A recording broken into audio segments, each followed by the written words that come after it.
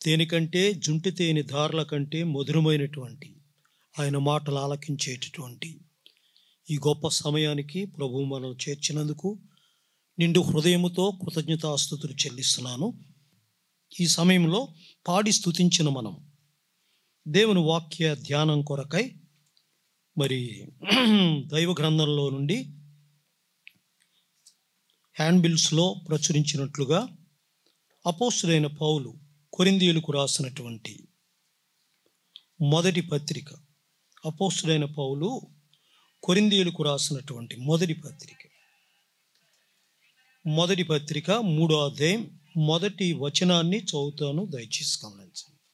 అపోస్తులైన పౌలు కొరింథీయులకు రాసినటువంటి మొదటి పత్రిక 3వ అధ్యాయం మొదటి వచనాన్ని నేను చదువుతాను. సహోదరులారా, ఆత్మ సంబంధులైన మనుషులతో మాట్లాడినట్లు నేను మీతో మాట్లాడలేకపోతుని.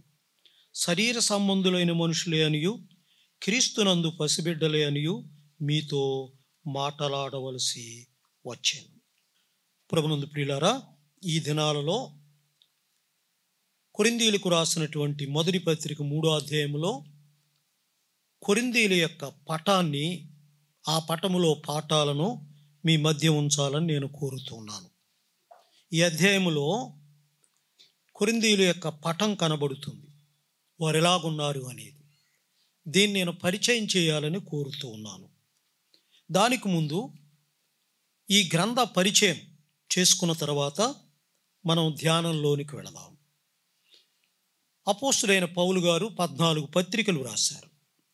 14 పత్రికల్లో చూసినట్లయితే ఈ పత్రిక దిద్దుబాటు పత్రిక. ఇది దిద్దుబాటు పత్రిక. 2 విధములైనటువంటి దిద్దుబాట్లు ఈ పత్రికలో చూడగలం. ప్రథమార్థంలో చూసినట్లయితే ప్రవర్తనా సంబంధమైన దిద్దుబాటు కనపడుతుంది. ద్వితీయార్థంలో చూసినట్లయితే అభ్యాస సంబంధమైనటువంటి దిద్దుబాటు కనపడుతుంది. దిద్దుబాటు అనేది మనకు అవసరం. వాక్యంలో వ్రాయబడి ఉంది. ఎందుకు వాక్యం? దిద్దుకొనడానికే. దిద్దుకోవాలి. దిద్దుకొనుట మనకు క్షేమం. ఈ దినములలో ఏర్పాటు చేయబడినటువంటి బైబిల్ తరగతులు దిద్దుబాటు కొరకే, దిద్దుకోవాలి. అందుచేతే ఈ పత్రికలో అపోస్తులైన పౌలు ఈ 4వ అధ్యాయంలో 14వ వచనంలో చూసినట్లయితే మిమ్మల్ని సిగ్గుపరచాలని కాదు, కానీ మీకు బుద్ధి కలగాలని సంగతులు రాస్తున్నాడు. బుద్ధి కలగాలి, దిద్దుకోవాలి. సిగ్గుపరచాలని కాదు. సాధారణంగా దేవుడు మనతో మాట్లాడుతున్నప్పుడు సిగ్గుగా భావించకూడదు. దిద్దుకున్నట్లయితే మనకెంతైనా క్షేమమే. వినండి, దిద్దుకోవటం మనిషికి ఇష్టమా? ఇష్టం కాదు. ఇష్టమే. ఏది ఇష్టం? ఇంటిని దిద్దుకుంటాం, ఒంటిని దిద్దుకుంటాం. కానీ జీవితాన్ని దిద్దుకోవాలంటే కష్టం. ఇంటిని దిద్దుకుంటాం. ఈరోజు ఇల్లు ఊడ్చి రాని వారు ఎవరున్నారు చెప్పండి? ప్రతిరోజు ఊడ్చుకుంటామా? ఒక్కరోజు వారానికి ఒకసారా? ప్రతిరోజు. మనము ఈ ఒంటిని దిద్దుకుంటాం. బ్రష్ చేసుకోకుండా వచ్చామా? ఎన్ని రోజులకు ఒకసారి బ్రష్ చేసుకుంటాం? ప్రతిదినము కూడా దిద్దుకుంటాం. కానీ జీవితానికి వచ్చేటప్పటికి దిద్దుకో. ఇంటిని దిద్దుకుంటాం, ఒంటిని దిద్దుకుంటాం. ఉదాహరణకి నా తల బోడితలై, కానీ నా జేబులో ఏముంది? ఎందుకని కొన్ని వెంట్రుకలే ఉన్నాయి, కొన్ని వెంట్రుకలే, కానీ దిద్దుకుంటాం. అవసరం. అలాగైతే జీవితాన్ని మరి దేవుని యొక్క వాక్యంలో ఉంది. 50వ కీర్తన 17వ చరణంలో ఏముందో చెప్పండి? దిద్దుబాటు నీకు అసహ్యము కదా. చూసారా? ఇంటిని దిద్దుకునే మనం, ఒంటిని దిద్దుకునే మనం జీవితానికి వచ్చేటప్పటికి ససేమిర. నో, ఎందరేమనుకున్నా సరే మురికిగా ఉంది, దిద్దుకుంటే ఆరోగ్యం. ఇంటిని దిద్దుకుంటే ఇంటిలో ఆరోగ్యం, ఒంటిని దిద్దుకుంటే ఒంటికి ఆరోగ్యం, జీవితాన్ని దిద్దుకుంటే ఆధ్యాత్మిక జీవితానికి ఆరోగ్యం. కాబట్టి దిద్దుకోవాలి. ఇది దిద్దుబాటు పత్రిక. అలా అయితే దేవుని యొక్క వాక్యంలో ముందుగా చెప్పినట్లుగా చూసినట్లయితే మొదటి 10 అధ్యాయాలలో ప్రవర్తన సంబంధమైన దిద్దుబాటు. పౌలు గారి పత్రికలు ఇలాంటివి. మనం చూసినట్లయితే ప్రవర్తన సంబంధమైనటువంటి దిద్దుబాటు, ప్రవర్తనను దిద్దుతున్నాడు. మొదటి 10 అధ్యాయాల్లో మొదటి 4 వచనాల్లో చూసినట్లయితే లోక జ్ఞానముతో నిండి ఉన్నారు, దానిని అపోస్తలుడైన పౌలు దిద్దుతున్నాడు. మొదటి 4 వచనాల్లో వారు లోక జ్ఞానముతో నిండి ఉన్నారు. ఈ లోక జ్ఞానం మొదటి అధ్యాయం 20 వచనంలో ఏమనుంది? వెర్రితనము. వెర్రితనము. మీరు జ్ఞానంతో నిండి ఉన్నారు, కానీ పరసంబంధమైన జ్ఞానం ఏది? వెర్రివారినిగా చేసి. You have knowledge. మీకు జ్ఞానం ఉంది, కానీ ఏ జ్ఞానం లేదు? లోక సంబంధమైన జ్ఞానం ఉంది, పర సంబంధమైన జ్ఞానం మీలో కనపట్టలేదు. వెర్రివారినిగా చేసింది. ఈ లోక జ్ఞానం వెర్రివారినిగా చేసింది. ఈ లోక జ్ఞానులు ఆధ్యాత్మికమైనటువంటి వెర్రివారు. కాబట్టి దేవుని యొక్క జ్ఞానంతో మనం నింపబడాలి. ఒకే ఒక ఉదాహరణ నేను చెబుతాను. యేసుక్రీస్తు ప్రభువారు జన్మించగానే తూర్పు దేశపు జ్ఞానులు ఏం చూశారు చెప్పండి? నక్షత్రమును చూశారు. ఎంత దూరం ప్రయాణం చేశారు? సుదూర ప్రయాణం చేశారు. సుదూర ప్రయాణం చేశారు. నక్షత్రమును చూచి వెంబడించారు. చూస్తూనే ప్రయాణం చేశారు. ఆగితే ఆగేవారు, నడిస్తే నడిచేవారు, ఎటు దిక్కుకి వెళితే అటు దిక్కుకి వెళ్ళేవారు. హేరోదరాజు భవంతుల దగ్గరకు వచ్చారు. భవంతుల దగ్గరకు వచ్చేటప్పటికి మహారాజైతే, రాజైతే, యూదుల రాజుగా పుట్టినవాడైతే ఎక్కడ పుడతాడు? ఎక్కడ పుడతాడు? రాజభవంతుల్లోనే. ఇదే జ్ఞానం. ఏ జ్ఞానం? లోక జ్ఞానం. చూసారా? ఇంతవరకు ఏ జ్ఞానంతో వచ్చారు? వారి స్వజ్ఞానంతోనా? కాదు. దేవుడు చూపించిన నక్షత్రమును చూసి ప్రయాణం చేశారు. అక్కడికి వచ్చేటప్పటికి ఈ జ్ఞానం వెర్రితనం కలుగు చేసింది. వెర్రితనం. ఎంత నష్టం కలిగింది చెప్పండి? ఎంత నష్టం! వారి ప్రయాణం ఆగిపోవటం మాత్రమే కాదు, రాజు అన్నాడు, మీరు చూసి రండి, నేను కూడా వచ్చి పూజిస్తాను. కపటముగా మాట్లాడాడు. వారి యొక్క వెర్రి జ్ఞానము వలన ఎంత నష్టం కలిగిందో మీరే చెప్పండి. ఏ హాని జరిగింది చెప్పండి? బిడ్డలు, 2 సంవత్సరములలోపు బిడ్డలందరూ కూడా హతమార్చబడ్డారు. ఎంత ఘోరం జరిగింది! ఈరోజు కూడా లోక జ్ఞానం అనేది మానవ జాతిని పాడు చేస్తుంది. ప్రభు జ్ఞానం ఇది వెర్రితనం. కాబట్టి లోక జ్ఞానము, దాని వలన అపాయం. దాన్ని హెచ్చరిస్తూ దేవుని యొక్క వాక్యంలో చూసినట్లయితే వెర్రితనము అన్నాడు. ఇక 5 నుంచి 7 వచనాలు, 5 నుంచి 7 వచనాల్లో చూసినట్లయితే శరీరేచ్ఛ, దాని వలన అపాయం. శరీరేచ్ఛ, దాని వలన అపాయం కనబడుతుంది. 6వ అధ్యాయం 18వ వచనంలో వ్రాసిన మాటల ప్రకారం చూసినట్లయితే ఏమని వ్రాయబడి ఉంది? జారత్వమునకు దూరముగా పారిపోవుడి. వారు శరీరేచ్ఛలు కలిగి ఉన్నారు. వారు శరీరేచ్ఛలు కలిగి ఉన్నారు. జారత్వానికి దూరంగా పారిపోవండి. అది జీవితానికి నష్టం కలుగు చేస్తుంది. శరీరేచ్ఛలు నెరవేర్చుకో. ఒకడు తన తండ్రి భార్యని ఉంచుకున్నాడట. లోకస్తులైనా అలా జరుగుతుందా? జరగదు. పారిపోండి. శరీరేచ్ఛలకు దూరంగా పారిపో. ఈరోజు కూడా మన జీవితాల్లో లోకము, శరీరము, సాతాను నుంచి విడిపించడానికి వచ్చిన ప్రభు, ఈ మూడింటి నుంచి విడిపించడానికి ప్రభు శక్తిమంతుడు. ఆయన జయించాడు, లోకాన్ని జయించాడు. చుట్టూ ఉన్న లోకాన్ని, పైన ఉన్నటువంటి సాతానుని, మరియు మనతోనే ఉన్నటువంటి శరీరాన్ని జయించాడు. అలాంటి సదుపాయం ప్రభువు కూడా మనకిచ్చాడు. ప్రభువు కూడా మనకిచ్చాడు. ఆయన సహాయం వలన మనము ఈ శరీరేచ్ఛలను జయించవలసిన వారు. శరీరేచ్ఛను ఎలా జయించాలి? అపోస్తలుడైన పౌలు అన్నాడు కొరింథీయులకు రాసిన పత్రికలోనే, నా శరీరము దినదినము ఏం చేస్తున్నాడు? నలుగగొట్టుకొనుచున్నాడు. దేని చేత? సుత్తి చేత. ఏ సుత్తి? ఏ సుత్తి? వాక్యం అనే సుత్తి. ఇర్మియా గ్రంథంలో నా వాక్యము సుత్తి వంటిది. కాబట్టి ప్రభు ఇచ్చిన ఈ సదుపాయంతో మనము నలుగగొట్టుకోవాలి. ఈ శరీరేచ్ఛలకు దూరంగా పారిపోవాలి. పారిపోవాలా, పోరాడాలా? చెప్పండి యవనస్తులారా, పారిపోవాలా, పోరాడాలా? యవనస్తులే కాదు, వృద్ధులు కూడా. దావీదు ఎప్పుడు పాపం చేశాడు? ఏ వయసులో? ఆఫ్టర్ 50 years, 50 సంవత్సరాలు దాటిన తర్వాత. శరీరేచ్ఛ అనేది జీవితకాలం ఉండేది. తలలు బోడులైనా తలపులు బోడులా అన్నాడు. తలపులు బోడులా, చింత చచ్చినా పులుపు చచ్చుతుందా? నో. ఈ శరీరం ఉన్నంత వరకు శరీర ఇచ్ఛ. దీన్ని మనం జయించాలి, పారిపోవాలి. మీరే చెప్పండి, నేను అడుగుతాను.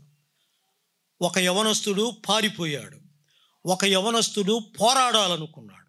చెప్పండి మీకు గుర్తొస్తే. పోరాడాలనుకున్నటువంటి యవనస్తుడు బలవంతుడు, దిగ్గజం, సింహమును చీల్చగలిగిన వాడు, గాడిద ఎముకతో 1000 మందిని చంపినవాడు, ఫిలిస్తీయులకు సింహస్వప్నం వంటి వాడు ఓడిపోయాడు. ఎవరా వ్యక్తి? సంసోను. పారిపోయాడు ఒక ఆయన. ఎవరు? యోసేపు. ఇద్దరు కూడా యవనస్తులే. పారిపోవాలి. పోరాడలేం, మన శక్తితో పోరాడలేం. సంసోను అనుకున్నాడు, నేను పోరాడగలను, సింహాన్ని జయించిన వాడను, గాడిద ఎముకతో 1000 మందిని చంపిన వాడను, నేను పోరాడగలను. పోరాడలే. బలవంతమైన సర్పము సలిచీమల చేత చిక్కి చావలసి. బలవంతమైన సర్పం బలమైనది, చీమలు బలమైనవి కాదు. ఫిలిస్తీయులు ఎవరు? చీమలు, సున్నతి లేనివారు, దేవుడు లేనివారు. కానీ వారి చేత చిక్కి అపహాస్యం పాలైపోయాడు. మన జీవితాల్లో నేర్చుకోవాల్సిన పాట. పారిపోవాలి. యోసేపు 39వ అధ్యాయం ఆదికాండ గ్రంథంలో ఒంటరిగా ఉన్నాడు. నాన్నవారు లేరు, రాజులే, మరి యజమాని లేడు, లాలన చేస్తుంది, యవన ప్రాయములో ఉన్నాడు, యవన శరీరంతో ఉన్నాడు, తల్లిదండ్రులు లేరు, సహవాసం లేదు, మందిరము లేదు, వాక్యము లేదు. కానీ తాను ప్రేరేపిస్తుంటే ఏం చేశాడు? He lost his robe and kept his character. తన వస్త్రమును విడిచిపెట్టి తన పవిత్రతను కాపాడాడు. పారిపోయాడు. పారిపోతే ప్రమాదం అన్న సంగతి కూడా తెలుసు. ప్రమాదం అని తెలుసు. కానీ ప్రమాదము కంటే పవిత్రత ముఖ్యం. శరీరెచ్ఛకు లోను కాకూడదు. దేవుని యొక్క వాక్యంలో 6వ అధ్యాయం 18వ వచనంలో చూసినట్లయితే దూరముగా పారిపోవాలి. ఇక 8 నుంచి 10 వచనాలు, క్షమించాలి, 8వ అధ్యాయం నుంచి 10 అధ్యాయాలు, 8 నుంచి 10 అధ్యాయాలు. ఇక్కడ సాతైనమైనటువంటి కార్యాలు, దాని వలన అపాయం. మొదటి 4 అధ్యాయాలు చూసాం, ఆ తర్వాత 5 నుంచి 7 అధ్యాయాలు చూసాం. ఇక 8 నుంచి 10 అధ్యాయాలలో సాతానీయమైనటువంటి కార్యాలు, దాని వలన అపాయం. విగ్రహారాధన కనపడుతుంది. విగ్రహారాధన సాతానీయమైనది. వీటి నుంచి మనం దూరంగా పారిపోవాలి. సాతానీయమైనటువంటి కార్యాలు, దూరముగా పారిపోవాలి. చూడండి ఎక్కడ ఉంది? 10వ అధ్యాయం 14వ వచనంలో చూడండి. 10వ అధ్యాయం 14వ వచనంలో ఏమని? ఎవరైనా సహాయం చేస్తే I'm so thankful to you. కాబట్టి దేవుని యొక్క వాక్యంలో వ్రాయబడి, ప్రియులారా, థ్యాంక్ యూ బ్రదర్, విగ్రహారాధనకు దూరముగా పారిపోవుడి. ఏంటి ఇప్పుడు మనం చేసే విగ్రహారాధన? ఏంటి? విగ్రహాలకు మనం పూజించట్లేదు. దేనినైతే ప్రభువు కంటే ఎక్కువగా ప్రేమిస్తామో అదే విగ్రహం. అంతేకాదు, నిజానికి కొన్ని విగ్రహారాధనలు క్రైస్తవులలో ఉన్నాయి అనడానికి సంశయం లేదు. ఉదాహరణకి చూసినట్లయితే కొందరు యేసుక్రీస్తు ప్రభువారి యొక్క ఫోటో పెట్టుకుంటున్నారు, అక్కడ మిల్క్ అనే బల్బ్ పెట్టుకుంటున్నారు. లేదా ఫోటో పెట్టుకోవచ్చా? అవసరమా? కొందరు సిలువ పెట్టుకుంటున్నారు. నేను కాలేజీలో చదువుకుంటున్నప్పుడు ఒక హైందవ విద్యార్థితో హాస్టల్ గదిలో ఉండేవాడిని. నన్ను అడిగాడు ఆయన, సైమన్, మీరు విగ్రహారాధన చేయట్లేదా అన్నాడు. మేము చేయమే అన్నాను. రా లోదరన్ చర్చికి రా. వారు ఏం చేస్తారు? వెనకాల ఏముంటుంది? యేసుప్రభు వారి ఫోటో ఉంటుంది, క్యాండిల్స్ ఉంటాయి. చందా ఎత్తిన తర్వాత ఏం చేస్తారు? చందా ఎక్కడ తీసుకెళ్తారు? వెనక్కి తీసుకెళ్ళి. అంటే ఎవరు యాక్సెప్ట్ చేయాలి దాన్ని? ఎవరు అంగీకరించాలి? విగ్రహారాధన కాదా? విగ్రహారాధనే. ఆయన విగ్రహం కాదు, విగ్రహం కాదు, విగ్రహారాధన. విగ్రహారాధన అనగా దేవుని కంటే ఏది ప్రేమిస్తే అదే విగ్రహారాధన. కాబట్టి ప్రభువు మన హృదయములలో ఉండడానికి వచ్చాడు, హృదయములో ఉండడానికి వచ్చాడు. అసలు భారతదేశ సాంప్రదాయాలు క్రైస్తవ్యంలో ప్రాఖ్యాయి. ఉదాహరణకు ఒక నాణ్యం పడిపోయింది అనుకోండి, వారు ఏం చేస్తారు? తీసి కళ్ళగదు పూజిస్తారు, నీటిని పూజిస్తారు, పసుపును పూజిస్తారు, పాలను పూజిస్తారు, అన్నింటినీ పూజిస్తారు. మనం చేయట్లేదా? కొంతమంది వినండి, మరి మీ ఏరియాలో ఉందో లేదో, పెండ్లి కుమారుని పెండ్లి కుమార్తెను చేసేటప్పుడు పసుపు రాస్తారు. పసుపు రాస్తారా లేదా? అవసరమా? పసుపు పంచి పెడతారు, సారితో పాటు పసుపు పంచి పెడతారు. నీళ్ళెత్తు ఎదురొస్తే శుభం అనుకుంటారు. ఇంట్లోకి వెళ్ళేటప్పుడు పాలు పొంగిస్తారు. ఇది పూజ కాదా? పూజే. క్రైస్తవులే దినమును పూజిస్తారు. ఏ దినం మంచి చెప్పండి? ఏ దినం? శుక్రవారం మంచిది కాదు, శనివారం మంచిది కాదు, మంగళవారం మంచిది కాదు. నిన్న ఒక స్మారక కూడికి ఇన్విటేషన్ వచ్చింది నాకు. వారిది బుధవారం స్మారక కూడిక, మంగళవారం, వారు సోమవారమే పెట్టారు. ఎందుకని? మంగళవారం మంచిది కాదు. ఇలాంటి క్రైస్తవులను ఇది విగ్రహారాధన. ఇదే విగ్రహారాధన. అన్ని దినములు మంచివి. సోమవారం, మంగళవారం, బుధవారం, శనివారం అన్నీ మంచియే. ఇది విగ్రహారాధన. హైందవ సాంప్రదాయాలు క్రైస్తవ్యంలో ప్రాకుతున్నాయి. They are creeping into the Christendom. క్రైస్తవ్యంలోనికి ప్రాకాయి. వీటికి దూరంగా ఉండాలి, పారిపోవాలి. వీటి మీదే ఎక్కువ సంగతులు నిలిచి నేను మాట్లాడాలని కోరట్లేదు. ఇప్పుడు మొదటి 10 అధ్యాయాలు ప్రథమార్థంలో ఉన్నటువంటి ప్రవర్తన సంబంధమైన దిద్దుబాటును గురించిన సంగతి మనం ధ్యానం చేశాం. ఇక 11 నుంచి 16 అధ్యాయాలు, 11 నుంచి 16 అధ్యాయాలలో ఏ దిద్దుబాటు చెప్పండి? అభ్యాస సంబంధమైన దిద్దుబాటు. వారి అభ్యాసాన్ని దిద్దుతున్నాడు. ఏంటది? 11వ అధ్యాయంలో ఆరాధన. 11వ అధ్యాయంలో ఆరాధన. వారు సరిగా ఆరాధన చేయట్లేదు. మీరు ప్రభు శరీరమని వివేచించక మీరేం చేస్తున్నారు? తిని త్రాగుతున్నారు. 30వ వచన భాగంలో చూడగలం. తిని త్రాగుతున్నారు. అందుచేతే మీలో చాలామంది ఏమవుతున్నారు? Right, thank you. బలహీనులు, రోగులు, కొందరు నిద్రిస్తున్నారు. ఈరోజు వినండి, ప్రసాదం అనుకుంటున్నారు. ఈరోజు ఆరాధన, రెట్టే, పాత్ర ప్రసాదం అనుకుంటున్నారు. ప్రసాదం. ఒకప్పుడు మా స్థానిక సంఘంలో కూడా సరికానటువంటి పద్ధతులు నా చిన్నతనంలో, మాది గోదావరి డెల్టా ఏరియా, సరికాని పద్ధతులు ఉండేవి. ప్రభువు రక్షించిన తర్వాత, మేము సత్యం ఎరిగిన తర్వాత దీన్ని సంస్కరిస్తున్నప్పుడు, దిద్దుతున్నప్పుడు ప్రభు గొప్ప సహాయం చేశారు. ఆ దినాలలో ఉన్న సాంప్రదాయాలు సరికాదని చెప్పినప్పుడు వారు ఏం చేశారంటే, వారికి ఇష్టం లేక క్షత్రియులు ఉన్నారు మా ఊరిలో, అక్కడికి రిపోర్ట్ చేశారు. ఏమనంటే, ఏమండి వీరు రెట్టే పాత్ర మాకు ఇవ్వటం లేదని. నేను ఒట్టి మాటలు చెప్పట్లేదు, మాకు చాలా పరిచయమే. నేను వెళ్ళాను. వెళ్ళిన తర్వాత అన్నారు, ఏమయ్యో సైమన్, నువ్వంటే మీ బ్రదర్ అంటే మాకు చాలా ఇష్టం, కానీ మీరు ప్రసాదం అందరికీ ఇవ్వట్లేదు అంటే ఏంటి? ఏమన్నాడో చెబుతున్నాడు. ఏంటది? ప్రసాదం. అంటే వారు ప్రసాదం, ఇది ప్రసాదం అనుకుంటున్నారు. నేను అన్నాను, అయ్యా మీకు అర్థమయ్యేటట్లు చెప్పాలంటే నేను చెప్పలే. మీకు తెలియదా? తెలియకపోవటం అంటే మా గుడికిరా, నీకు ఇస్తారు ప్రసాదం, ఎవరు కావాలన్నా ఇస్తారు. ఇది ప్రసాదమా ఇది? నో, ప్రసాదం కాదు ఇది.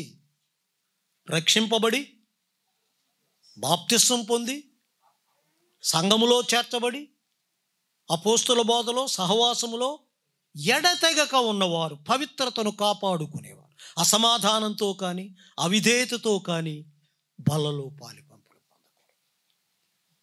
మాట్లాడుకోకుండా కూడా ఏం చేస్తున్నారు? ఆరాధన చేస్తున్నారు. సంఘాలు విడిపోయి ఆరాధన చేస్తున్నారు. కలియకుండా విభేదించి. ఇవన్నీ కూడా మనకు పాఠాలు. కాబట్టి ఆరాధన వివేచించాలి, పరీక్షించుకోవాలి. 12 నుంచి 15 అధ్యాయాలు, 12 నుంచి 15 అధ్యాయాల్లో చూసినట్లయితే సేవా సంబంధమైనటువంటి అభ్యాసం కనపడుతుంది. సేవా సంబంధమైన అభ్యాసం. వారు సేవ చేస్తున్నారు. వారు వరములు కలిగిన వారు. వరములు దేవుని యొక్క వాక్యంలో 12వ అధ్యాయం నుంచి 15వ అధ్యాయం వరకు చూసినట్లయితే వారి యొక్క వరములు చూడగలం. భాషల వరం ఉంది, ప్రవచన వరం ఉంది, మరియు రకరకాలైనటువంటి వరం, స్పిరిచువల్ గిఫ్ట్స్, ఆత్మ సంబంధమైనటువంటి వరములు కలిగిన వారు. అయితే వారికి ఏమి లేదు? ఐక్యత లేదు. ఇంకేమి లేదు? ప్రేమ లేదు. 12వ అధ్యాయంలో ఐక్యత లేదు కాబట్టి శరీరం యొక్క పటాన్ని చూపిస్తున్నాడు అపోస్తలుడైన పౌలు. ప్రేమ లేదు కాబట్టి 13వ అధ్యాయంలో ప్రేమను చూపిస్తున్నాడు. ప్రియ సహోదరు సోదరీలారా, మీకు వరములున్నాయి కానీ ఏమి లేదు? ఆత్మీయత లేదు. వినండి, సంఘం అనేది వరములు లేకుండా సాగగలదు కానీ ఆత్మీయత లేకుండా బ్రతకదు. వరములు లేకుండా సాగగలదు కానీ ఆత్మీయత లేకుండా బ్రతకలేదు. నీవు జీవించుచున్నావన్న పేరు మాత్రం ఉన్నది కానీ నీవు మృతుడు. ఆత్మీయత, పవిత్రత ఇది అవసరం. వారిని దిద్దుతున్నాడు. ఇందాక పాడారు ప్రియులు, రెండవ కీర్తన, మొదటి కీర్తన, నాకు గుర్తులేదు. కాబట్టి ఐక్యతతో అది ఎంత మనోహరమైన, ఎంత సువాసన. లేకున్నట్లయితే దుర్వాసన. ఐక్యత ఉండాలి. ఐక్యతతో మనకిచ్చినటువంటి వరములు ఏ వరమైనా, ప్రవచించే వరమా, పరిచర్య వరమా, పంచే వరమా, హెచ్చరించే వరమా, ఉపదేశ వరమా, ఏదైనా వీటన్నిటినీ మనము ఐక్యతతో ప్రేమతో సాగించాలి. ప్రేమ లేని వాడైతే చెప్పండి, మ్రోగడి గొంచును గణగణలాడు తాళమునై ఉన్నాడు. ప్రేమ కావాలి. ప్రేమ, ఐక్యత, ఈ రెండింటితో మనము మన జీవితాల్లో చూసినట్లయితే ప్రభువుని మహిమపరచాలి. ఇక 16వ అధ్యాయంలో చందాను గురించినటువంటి సంగతి ప్రభువు మాట్లాడుతున్నాడు. ఇచ్చుట నేను వచ్చినప్పుడు కాదు, ఎప్పుడు ప్రోగు చేయాలి? ఇప్పుడు ప్రతి ప్రభువు దినములో ఆదివారం అనగా ఇది కృతజ్ఞతార్పణలు. కాబట్టి ప్రభువు మనల్ని రక్షించినందుకు మనము స్తుతియాగ ద్రవ్యమును సమర్పించాలి ప్రతి ప్రభువు దినములో కూడా. ఈరోజు వినండి, సెలబ్రిటీ స్పీకర్స్ ఏం చేస్తున్నారు? పెద్ద సభలు పెట్టి ఏం చేస్తున్నారు? చందా పోగు చేస్తున్నారు. నిన్ననే మా ఊరిలో క్షత్రియులు ఉన్నారు, 1000 ఎకరాల పొలం. మా నాన్నగారికి బాగా పరిచయం, 1000 ఎకరాల వారికి బాగా భూస్వాములు. ఆయన నిన్నొచ్చి నాకు ఫోన్ చేసి, సైమన్ మేము విందు ఏర్పాటు చేస్తున్నాం, నువ్వు రావాలి అన్నారు. ఆయన నాకు ఖాళీ లేదండి, నేను రాలేను అన్నాను. అలా కాదు, కనీసం మరి కనిపించన్న వెళ్ళవా అంటే తప్పనిసరిగా వస్తా అన్నాను. వెళ్ళిన తర్వాత ఆయన నాతో మాట్లాడుతూ అన్నారు, సైమన్, ఈరోజు మీ క్రైస్తవ్యం కూడా కమర్షియల్ అయిపోయింది అన్నాడు. తాను పలికిన మాట చెప్పండి, కమర్షియల్ అంటూ పేరు కూడా చెప్పాడు.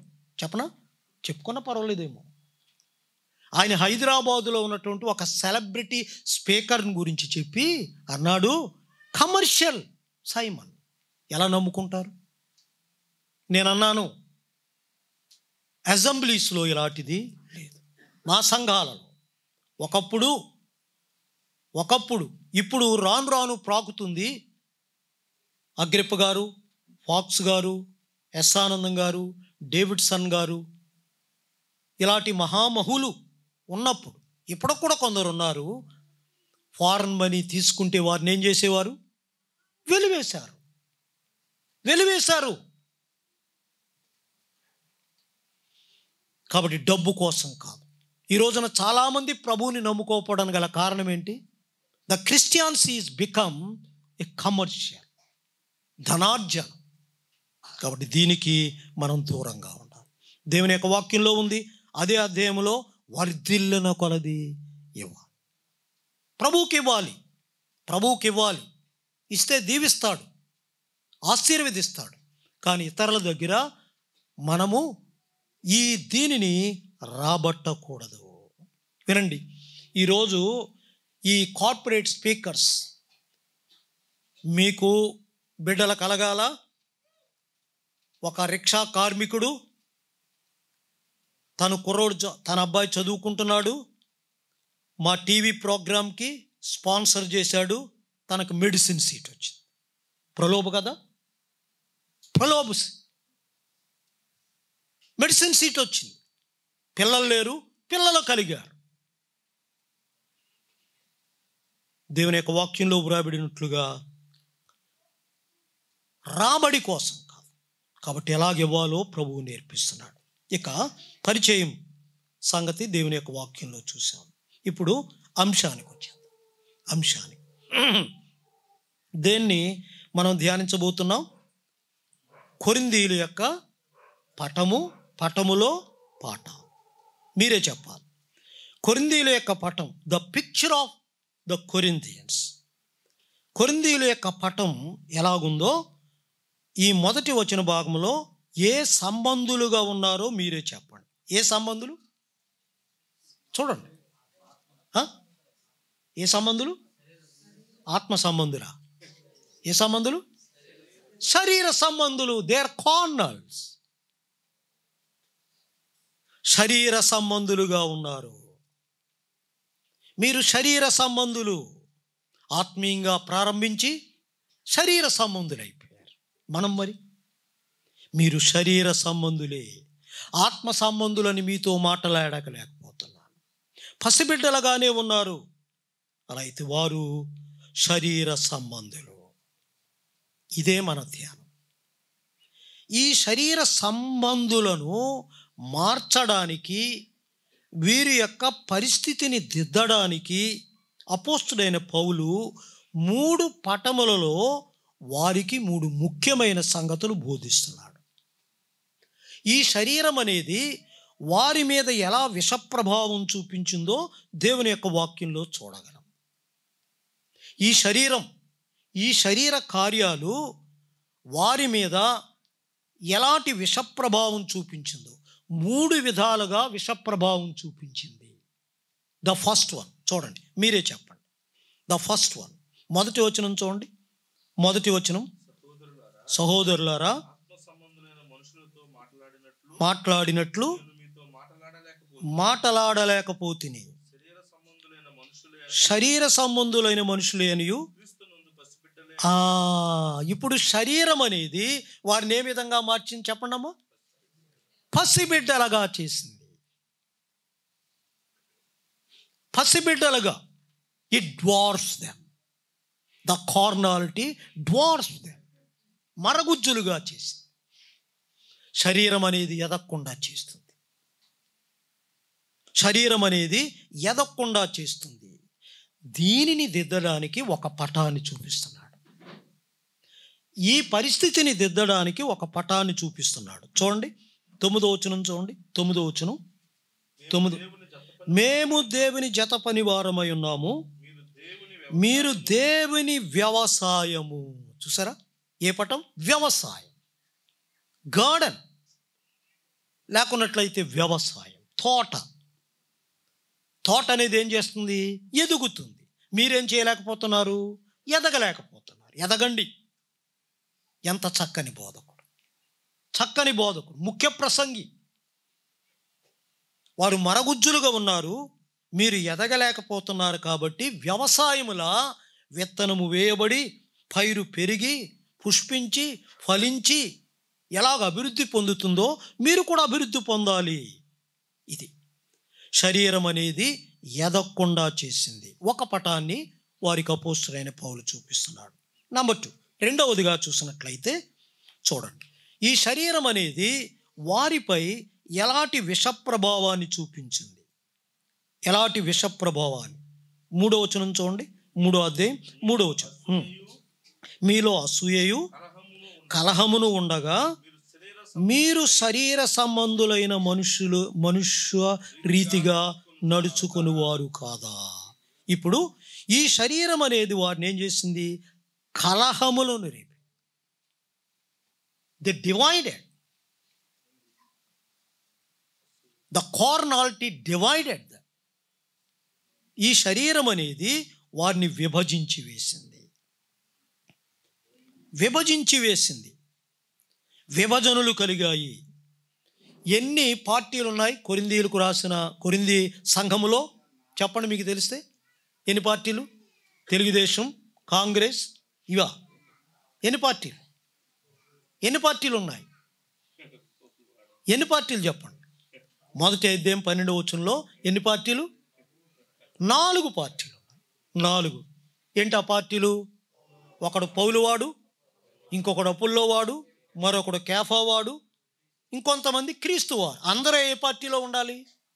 అందరూ ఏ పార్టీలో? తెలుగుదేశమా? ఏ పార్టీలో ఉండాలి? ప్రభు పార్టీలో ఉండాలి. క్రీస్తువారంగా ఉండాలి. మనం క్రీస్తువారం. క్రీస్తు ప్రభు తన రక్తమిచ్చి కొన్నాడు, తన స్వరక్తమిచ్చి సంపాదించాడు. With a great value. అమూల్యమైన వెలకట్టలేని రక్తము చేత మనల్ని కొన్నాడు. మనందరము కూడా ప్రభువారంగా ఉండాలి. కాబట్టి 4 విధాలుగా వారు విడిపోయినట్లుగా దేవుని యొక్క వాక్యంలో వ్రాయబడి ఉంది విభజన అనేది. అందుచేత ఒక పటాన్ని చూపిస్తున్నాడు, వారికి నేర్పించడానికి ఒక పటాన్ని చూపిస్తున్నాడు. 9వ వచనం చదవండి. 9వ వచనంలో ఏ పటాన్ని? Thank you brother. దేవుని గృహము. You are building. తెలుగులో గృహం అని ఉంది, ఇంగ్లీష్లో బిల్డింగ్. ఏదైనా ఒకటి. కట్టడము దేన్ని సూచిస్తుంది? ఐక్యం. ఈ కట్టడం పునాది వేయబడింది. ఈ పునాది మీద గోడలు కట్టబడ్డాయి, పైకప్పు వేయబడింది, పిల్లర్స్ ఉన్నాయి. ఒకదాని మీద ఒకటి ఆధారపడి ఉంది. ఐక్యత. కట్టడం అనేది ఐక్యతను సూచిస్తుంది. ఐక్యతగా ఉండాలి మీరు. 4 పార్టీలు కాదు. పౌలెవడు? అపోల్లో ఎవడు? నాటిందొకరు, నీళ్లు పోసిందొకరు. వృద్ధి కలుగు చేసిన వాడెవరు? ప్రభువే. నాటువానిలోనైనను నీళ్లు పోయువానినైనా ఏమీ లేదు. We are nothing. కానీ ఈ రోజున విభజనలు పెరగడానికి ఏమంటున్నారు చెప్పండి? అసలు మొదట నేనేనండి, ఇక్కడ స్థాపించింది నేనే సీనియర్ని, నాకే అనుభవం ఉంది. మనం you are nothing, you are not something, you are nothing. మనము ఏమాత్రం కూడా యోగ్యులము కాదు. ఇక నంబర్ 3, మూడవదిగా చూసినట్లయితే వినండి, ఎదగకుండా ఉన్నారు. వ్యవసాయ పటం, తోట పటాన్ని చూపిస్తున్నాడు. వారిలో కలహములు, విభజనలు ఉన్నాయి. కట్టడం యొక్క పటాన్ని చూపిస్తున్నాడు. కట్టడం ఐక్యతను. ఎలాగ ఐక్యంగా ఉండగలం? ఎఫెసీయులకు రాసిన పత్రిక 4వ అధ్యాయం మొదటి నుంచి మనం చదువుకున్నట్లయితే ఆత్మ కలిగించు ఐక్యం.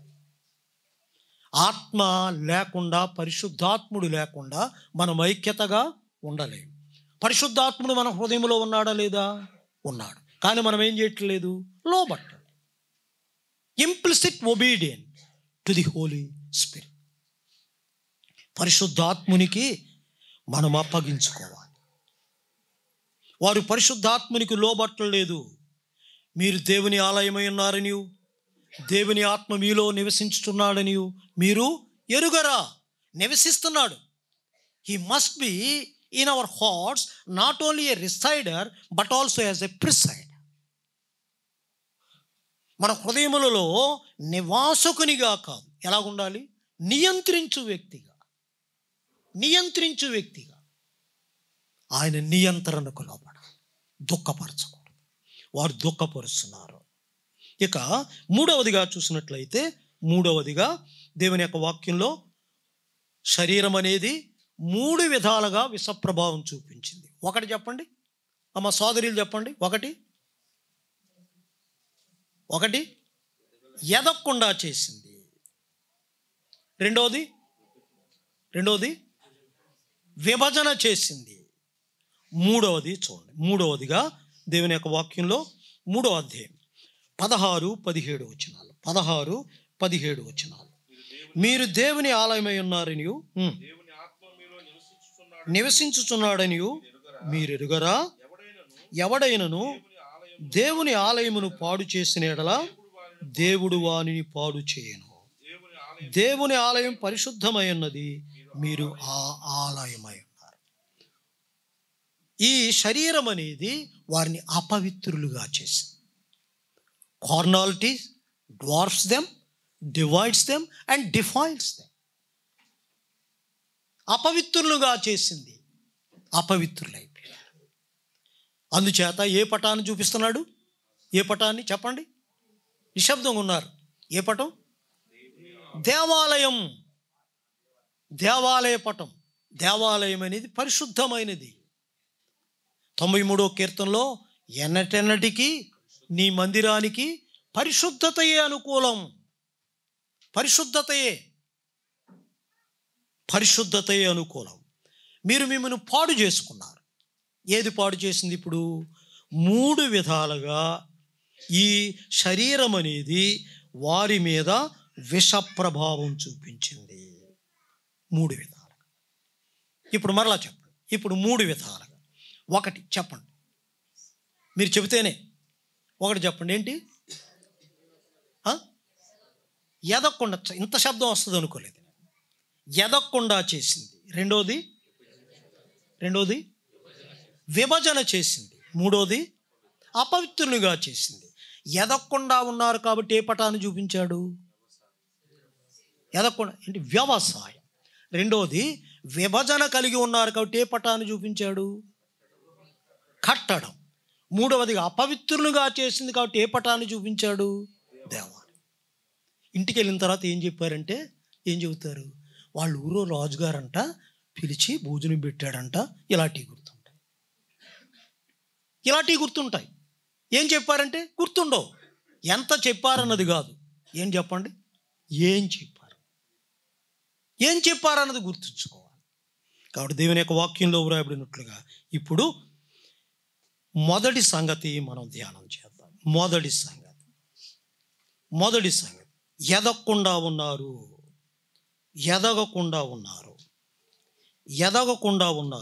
అందుచేత ఏ పటాన్ని? 9వ వచనంలో ఏ పటం? వ్యవసాయ పటం. తోట అనేటి, లేక వ్యవసాయం లేక తోట, ఈ పటాన్ని చూపిస్తూ ఉన్నాడు. వ్యవసాయము లేక తోట అనేది రెండింటికి సంకేతం. వ్యవసాయము లేక తోట అనేది రెండింటికి సంకేతం. ఒకటి సౌందర్యానికి, రెండవది ఫలము. తోట అనేది ఎందుకోసం? సౌందర్యం కొరకు. రెండవదిగా ఫలము కొరకు. ప్రసంగి గ్రంథం 2వ అధ్యాయం 5వ వచన భాగంలో సొలొమోను మహారాజు తోటలు నిర్మించుకున్నాడు. ఎందుకొరకు చెప్పండి? అక్కడ ఏమని రాయబడి ఉంది? శృంగారమైన తోట. దేని కొరకు? శృంగారం. తోటలోనికి వెళ్ళినట్లయితే ఆమ్లజనిపూరితమైన గాలి, పచ్చని చెట్లు, పూలు, సౌరభం, వాసన, ఫలములు, వీటన్నిటిని చూస్తే మనకేం కలుగుతుంది? జాయ్, హ్యాపీనెస్, సౌందర్యం ఉట్టుపడింది. సౌందర్యం. తోట యొక్క పటాన్ని చూపిస్తారు. తోట అనేది సౌందర్యానికి సూచన. ఈ తోట సౌందర్యంగా ఉండాలని ప్రభువు కోరుతున్నాడు. సౌందర్యంగా ఉండాలని ప్రభువు కోరుతున్నాడు. తోట అనేది సౌందర్యానికి సూచన. నంబర్ 2, రెండవదిగా చూసినట్లయితే ఫలమునకు సూచన. చూడండి, కొరింథీయులకు రాసిన మొదటి పత్రిక 9వ అధ్యాయం 7వ వచన భాగంలో ఇలా వ్రాయబడింది. 9వ అధ్యాయం 7వ వచన భాగం ఏమని వ్రాయబడి ఉంది? ఎవడైనను తన సొంత ఖర్చు పెట్టుకొని దండులో కొలువు చేయున, ద్రాక్ష తోట వేసి దాని ఫలము తినని వాడెవడు? చూసారా? తోట ఎందుకోసం? ఫలం కోసం. ఎందుకు వేసుకుంటాం? ఫలాలు అనుభవించడానికి. మనమే తోట. ఒకప్పుడైనా ఇశ్రాయేలు జనాంగాన్ని సత్తువ గల భూమిలో తోటగా నాటాడు. సత్తువ గల భూమిలో తోటగా నాటాడు. కానీ ఆ ద్రాక్ష, ఆ తోట ఎలాంటి ద్రాక్షలు కాసాయి? కారు ద్రాక్ష. కారు ద్రాక్ష విసర్జించాడు. ఈ తోటను ఏర్పాటు చేసుకున్నాడు. తన సౌందర్యం ఇచ్చి సంఘమనే తోటను ఏర్పాటు చేసుకున్నాడు. ఈ తోట ఫలించాలని ప్రభువు, సౌందర్యంగా ఉండాలని ప్రభువు కోరుతూ ఉన్నాడు. ఫలించాలని కోరుతున్నాడు. 9వ అధ్యాయం 7వ వచనంలో ఫలించాలి.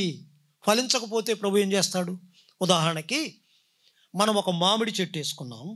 సంవత్సరం అయింది, 2 సంవత్సరాలు అయింది, 3 సంవత్సరాలు. కాబట్టి ఫలించాలి. 4-5 సంవత్సరాల కన్నా హైబ్రిడ్ అయినట్లయితే త్వరగా ఫలిస్తుంది. ఫలించకపోతే ఏం చేస్తాం?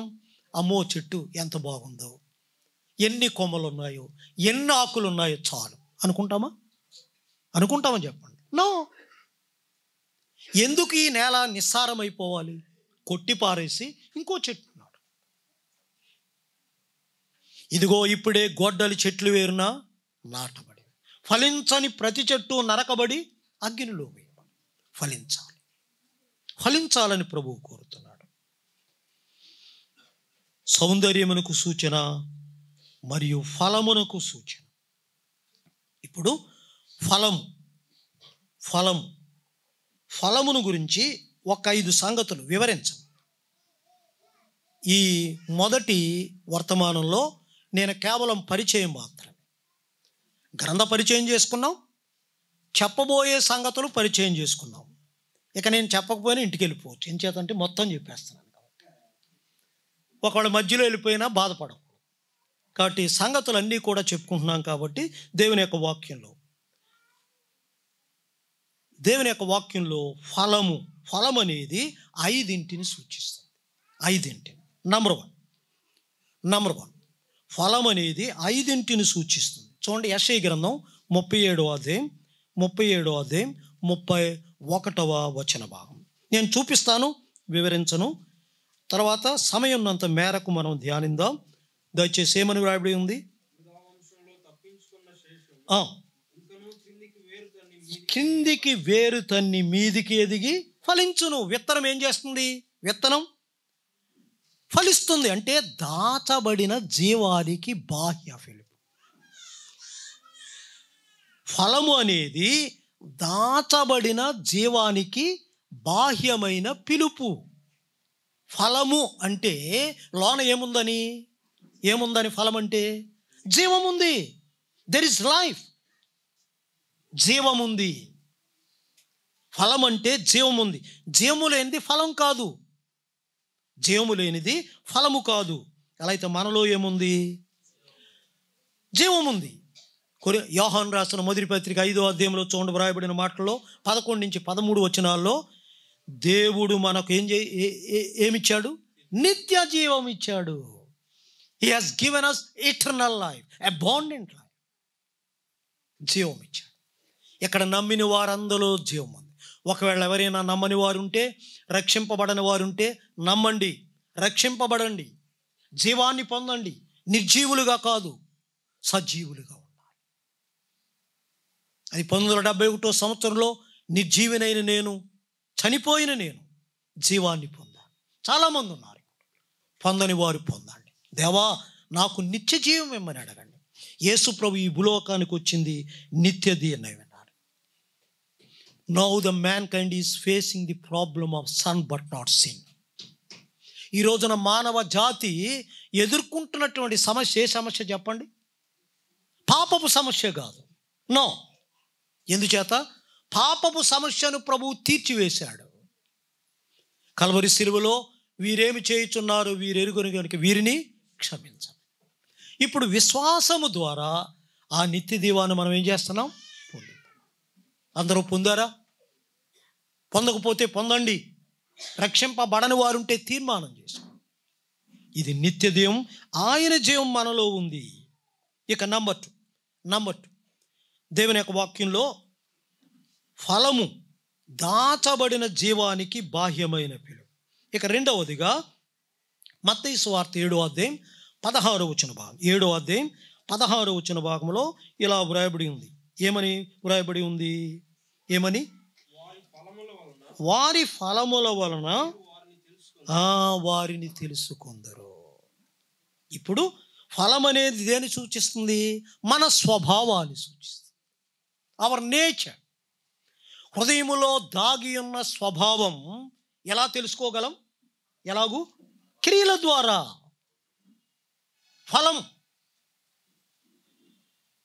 ఫలము ద్వారా చెట్టు యొక్క స్వభావాన్ని సూచిస్తుంది.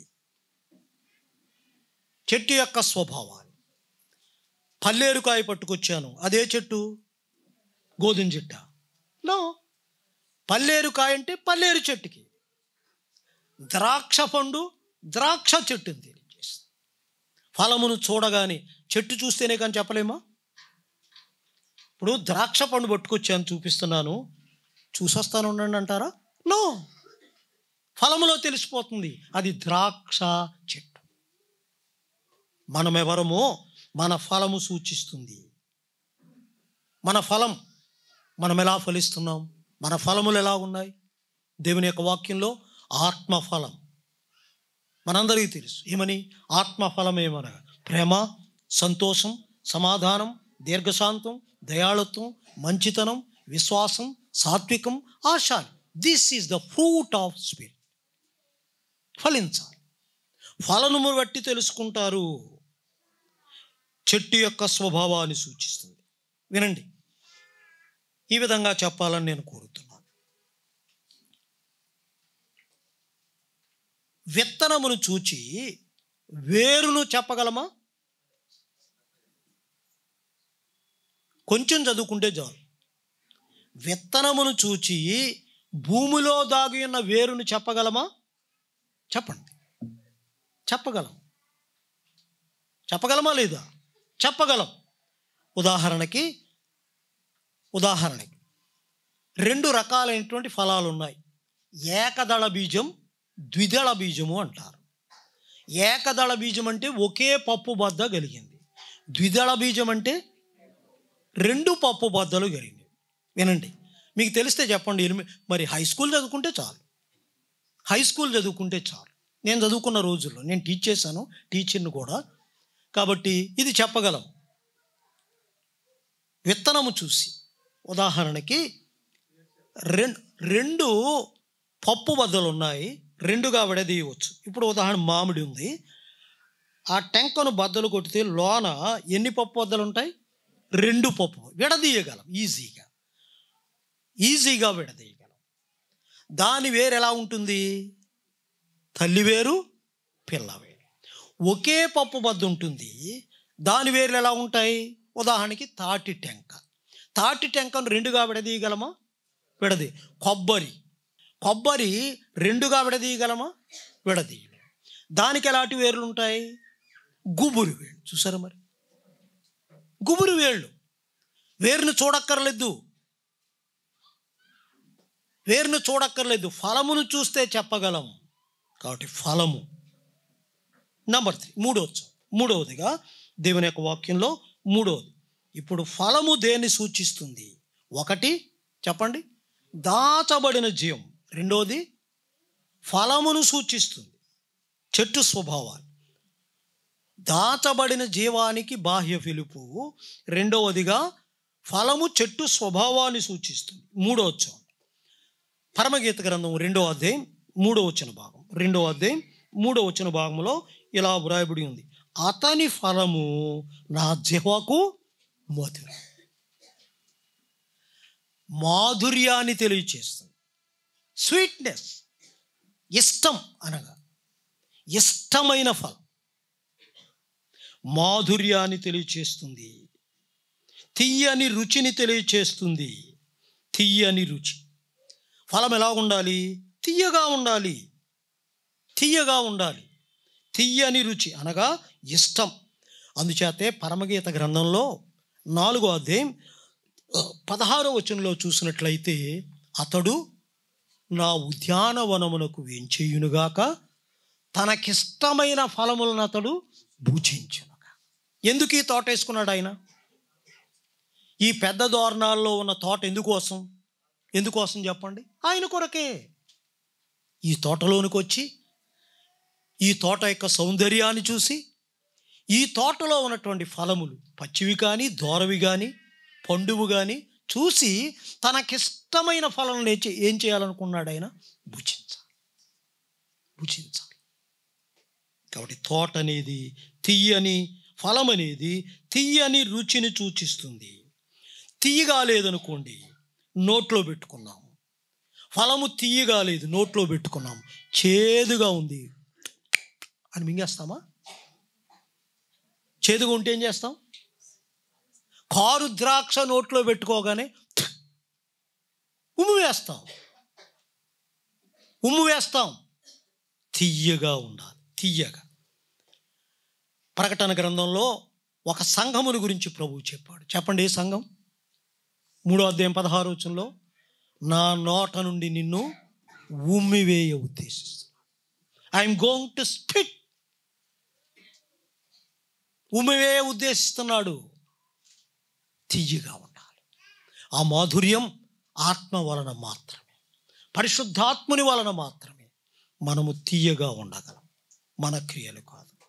ఇక నంబర్ 4 ఫలము దాచబడిన జీవానికి బాహ్యమైన పిలుపు. రెండవది చెట్టు స్వభావాన్ని సూచిస్తుంది. మూడవది తీయని రుచిని సూచిస్తుంది. నాలుగవది ఆహారానికి సూచన. ఆదికాండ గ్రంథం 1వ అధ్యాయం 29వ వచనం చూడండి. ఎందుకు ఇచ్చాడు విత్తనములు ఇచ్చే చెట్లు? ఎందుకోసం చెప్పండి? ఆహారానికి. ఆహారము కొరకు ఇచ్చాడు. ఆహారము కొరకే. జలప్రళయం రాకముందు వరకు కూడా ఏ ఆహారం తిన్నారు చెప్పండి? ప్రజలు శాకాహారమే తిన్నారు. జలప్రళయం తర్వాత మాంసాహారం తిన్నారు. శాకాహారం మంచిదా, మాంసాహారం మంచిదా చెప్పండి? మాంసం ఎక్కువ తినకండి, ఆరోగ్యం. శాకాహారం మంచిది. మన ప్రియులకు, మన తాత ముత్తాతలకు మాంసం ఎక్కువ దొరికేది కాదు. మా చిన్నతనంలో పప్పు కూడా అనేవారు. పప్పన్నమే, పలావు లేదు. ఒక్క కోడిని కోసేవారు అంతే. ఊరంతా తిరిగితే ఒక్క కోడి దొరికేది కాదు, అంతే కదా. ఇప్పుడు బ్రాయిలర్స్, లేయర్స్, తగినంత మాంసం అడిగారు ఇశ్రాయేలు. ఏం చేశారు? కాబట్టి ఆరోగ్యరీత్యా కూడా గమనించాలి. ఇక దేవుని యొక్క వాక్యంలో ఆహారానికి సూచన, ఆహారమునకు సూచన. అయితే ఆహారం, ప్రభువుకి ఏది ఆహారం? ఆత్మలాహారం. 4వ అధ్యాయం యోహాను సువార్తలో, ప్రభువా, కిక్కిరిసిన జనసందోహం, వేలాది మంది వస్తున్నారు, భోజనం చేయండి, మీకు విరామం ఉండదు, ప్రేమ కలిగి అడిగారు. ఏమన్నారు యేసు ప్రభువారు? మీకు తెలియని ఆహారం. ఏంటా తెలియని ఆహారం? ఆల్రెడీ ఆయనకు కడుపు నిండిపోయింది. చెప్పండి, ఏంటా కడుపు? ఆయన తృష్ణతో వచ్చాడు, నడిచి వచ్చాడు, అలసి వచ్చాడు, త్రాగాలని వచ్చాడు. కానీ త్రాగలేదు, తినలేదు, కడుపు నిండిపోయింది. ఏంటి చెప్పండి? అధ్యాయంలో ఏంటి వ్యభిచారి అయినటువంటి స్త్రీ ఏం చేయబడింది? రక్షింపబడింది. ఆత్మాహారం, ఆత్మల ఆహారం. ఆత్మల సంపాదన లేకుంటే ఆస్తుల సంపాదన. మన పితరులంతా కూడా ఏం చేశారు? వారు త్యాగం చేశారు. ఫాక్స్ గారు, అగ్రిప్ప గారు, ప్రభుదాస్ గారు త్యాగం చేశారు. ప్రభుదాస్ గారు ఆయన చనిపోకముందే తనకున్న ఇల్లు కూడా అమ్మేసి దేనికి ఇచ్చారు చెప్పండి? దేనికి? ఏబిఎస్కి ఇచ్చేశారు. 8 లక్షలు. నేను ఏబిఎస్లో ఉన్నాను, కమిటీ మెంబర్గా. ఆస్తులు సంపాదించలేదు వారు, ఆత్మలు సంపాదించారు. మనమేం సంపాదిస్తున్నాం? అపోస్తలుడైన పౌలు ఏమన్నాడు? మీ ఆత్మల కొరకై నేనేం చేస్తున్నాను? నన్ను నేను వ్యయపరుచుకుంటున్నాను. ఇది ప్రతి విశ్వాస జీవితంలో కావాలి. ఇక ఆఖరిగా ఆహారానికి సూచన, వ్యాప్తికి సూచన. ఫలం అనేది వ్యాప్తికి సూచన. చూడండి, ఆదికాండ గ్రంథం 1వ అధ్యాయం 12వ వచనంలో ఇలా వ్రాయబడి ఉంది. ఏమని వ్రాయబడింది? 1వ అధ్యాయం 12వ వచన భాగం ఏమని వ్రాయబడింది? తమ జాతి ప్రకారము అవి తమ జాతిని ఏం చేసుకోవాలి? విస్తరింప చేసుకోవాలి. మనం ఏం చేయాలి? ప్రభువులో ఉన్న మనము విస్తరించాలి. మనల్ని మనం వ్యాపింప చేసుకోవాలి. మన నుండి అనేకమైనటువంటి ఆత్మలను మనము రక్షించాలి.